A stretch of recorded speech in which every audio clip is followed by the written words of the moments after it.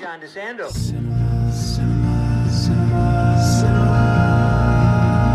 Classics, let's go to the movies and share some popcorn, soda pop with our friends. Turn off our cell phones and get away. Night or day, it's John DeSando on the radio. We'll watch the credits from up high. It's Movie Time is produced and hosted by John DeSando. Listen to broadcast shows Fridays at 4:01 and 8:01 p.m. Read reviews and listen to shows online at WCBE.org. I'm John DeSando. And I'm Mary Yerina. And it's movie time. Yay! Hey! Okay, Mary, here we are. Ordinarily, we don't have such a racy title. Oh my God. Are we allowed to say this on I NPR? think we are. Nightbitch. And I'm happy to say it. About time we loosened up a little bit here. Okay, the thing that our audience will identify right away is the star power of Amy Adams. Absolutely. She's been nominated for 6 Academy Awards, and this potentially could be a 7th. You know, I think it's possible in this case. I remember there was once a star on one of the soap operas years ago, and she was nominated for Susan Lucci. Yes. As Erica Kane on All My Children. Good for you, yeah. I don't know if Amy Adams wants to be known as the Susan Lucci of the Academy Awards, though. But the idea that you could eventually win, how many times you've been, and so I'd like to look a little bit at her career afterwards if we can on our podcast. But right now, we're doing Nightbitch, which, before you set it up for us, I'll just say, is far more incendiary than the movie itself. I would agree with that statement. All right, go ahead. So this is based on a novel by Michelle Yoder and is about a first-time mother who is experiencing the shock to her system, if you will, of becoming a parent and losing herself, her identity, because she's made the decision to be a stay-at-home mom and it's not what she thought it would be. And so she starts to imagine, or is she imagining, that she's turning into a dog and moving back into her animalistic and feral humanism in order to survive. And so that's where we encounter Amy Adams in playing the role of mother. Does not have a name. It doesn't. Character. And going through this mystical journey with her. And I think the challenging thing is the book was really inside the head of mother. And so how do you portray that on film? And the writer-director, Marielle Heller, I think did a very good job of picking and choosing those moments of when are we in her head versus what's happening actually in her world. Yeah, I remember there's one moment in there where she's telling a friend what it's like to be a mother, and she's really blasting it, and that apparently was in her head. Right. Because she says. And then we rewind, and she answers the question more how socially acceptable you would expect the question to be answered. But I don't think that Heller takes it far enough, as far as I'm concerned. I mean, I very much like the whole motif of her kind of going back to her feral state and the natural state of being a mother, and I don't feel it going farther. That's all. I just don't. Yeah, it's challenging. It's advertised as a dark comedy, and I will say there are parts of it that are really funny, especially like the rewind parts where you're watching mother answer the question in the grocery store of what it's like to be a stay-at-home mom, and she's going through the litany of the just negativity of it, and that she's sleep deprived and just everything.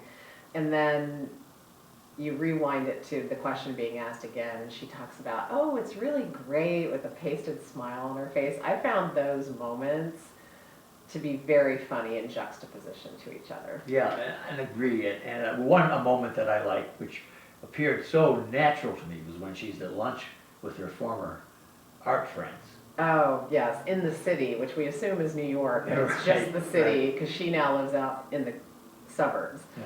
And part of the film is that you can anticipate what's coming, and you could certainly anticipate this is gonna be a bust, this lunch.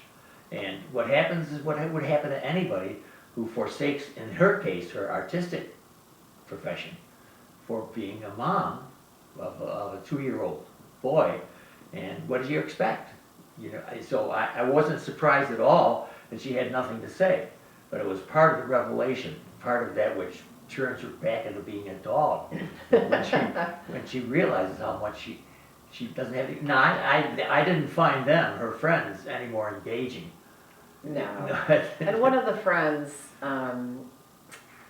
is a mother herself, but has a nanny and has maintained her career. And it's very stereotypical, I think, of how we think of the big city and the ability to shape your life a little bit differently. But I will say, Amy does a good job of presenting, you know, the struggle and being on that edge, and even that dining scene with her friends, and ultimately, you know, again, you're left to wonder, did it really happen that way, or did it not? But she has a complete breakdown, and she starts off eating kale salad to be she in the urban setting, and then she, in her breakdown, she spits it out and goes and grabs a hamburger off of somebody's table. I mean, it's just a really wild, edgy scene, but she does a good job of going into that feral, animalistic Yes, she does. position, because that's how she's determined she can survive, and she even has her son behaving like a dog with her. Yeah, yeah. And it's really fascinating to watch, of like how much societal pressure we put around being perfect parents, but you know, centuries ago, millennia ago, humanoids were a little more simple in the actual job of raising a child. And so she kind of reverts back to that, and there's some really funny moments with the son, and her going to Mommy and Me at the library, and being totally bored and not identifying at all with the other women who are there with their kids. And it's a great look at losing your identity because you've chosen to become a mother, and kind of hitting rock bottom, if you will, before you're able to raise yourself up and find out who you are again in this new dynamic in your life. And Amy Adams, I think, is in every scene. Yes. And really goes over to the dog side in terms of how she portrays her belief that she's becoming a dog. Well, yeah, and you know, you mentioned it's our foray as Americans into magic realism, and it's not bad. No. And I think the title demands it, and the whole motif demands that you attend to that. And I think that they do a good job, although I complain it's not enough. I want even more of that. But Mary, what does it tell us about motherhood? Well, I am not a mother. I mean, right, in nor am full, I. in full. I think we're in good.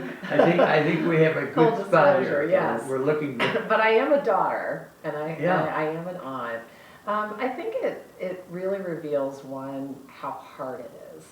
Yes. And how society ignores how hard it is. And two, that couples, and you know, if this is a situation where, and this happens to be a situation where there's a mother and father, they didn't really discuss and or understand what it would truly mean, and maybe they couldn't really know what it would truly mean to take on these roles of the stay-at-home mother, wife, and the husband who's on the road winning the bread, if you will. Sure. Because there's also some nice scenes you know, the husband is portrayed as totally clueless, but not completely clueless. I'll tell you when, as you're talking, one of the important points of this film to me that I thought was real, relative to, men are usually clueless in one form or another. I wasn't going to go there. Right, I'm no, glad you did. We are. I think even your husband Bob's clueless nowadays. Aww. But anyway, I'm putting myself in his ranks. We're both smart guys,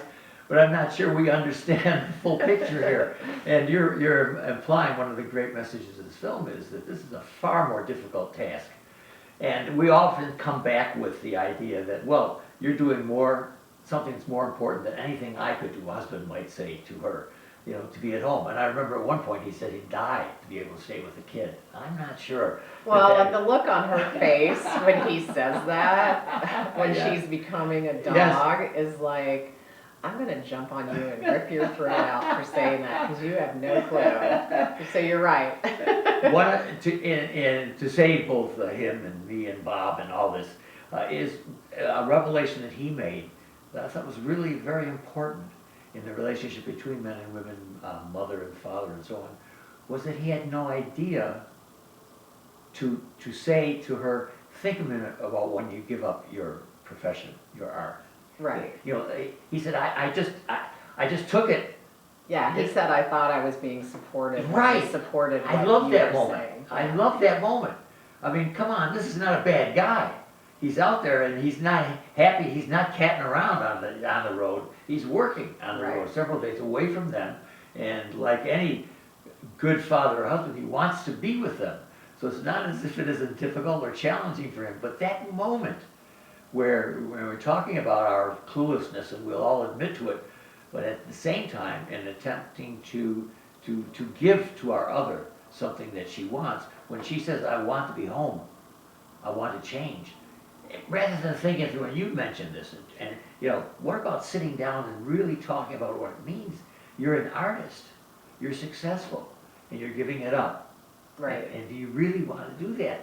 So I can imagine the conversation, which I don't believe they had. No, but they do reach a breaking point in the film, which is portrayed, and I think, it not only shows how consuming being a stay-at-home parent can be, but it also showed the impact that it had on their relationship of not communicating, because all of their existence shifted to being focused on raising their son, and especially hers, to the point that they don't even have a regular dining table, like an adult-sized dining table. They have a child's table, so that the adults are sitting at a table really the size for their son and not vice versa. And the movie actually opens up with a really funny montage of how monotonous her life has become. Yes. In terms of making breakfast every morning, which consisted of hash browns. And so we hear this wonderful auditory sound of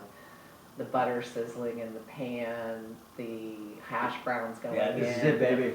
the sound of the spatula flipping them, and then them sitting at the table. And they must have shown her in about a half a dozen, at least, different pajamas, because that's become the state of her being, is wearing big baggy pajama clothes. Yeah, and I another thing that I admire about Adams is she's almost an effortless actress. I mean, she's so good, nominated 6 times. And one of the things is her look. She's nothing glamorized, as I would expect for a mother who's deeply immersed in taking care of her kids and so on. She's not paid attention to her glamorous look. No, and she actually, to her credit as an actress who's, approaching middle age, she did this entire role without makeup. Yes. So kudos to her for showing her natural beauty in portraying Oh, this I role. agree. And her hair is not taken care of. No, I mean she went in full throttle with, this is what it's like for the first few years of totally immersing yourself in taking care of a child. And there's a lot of great aspects of watching her in this role, but I will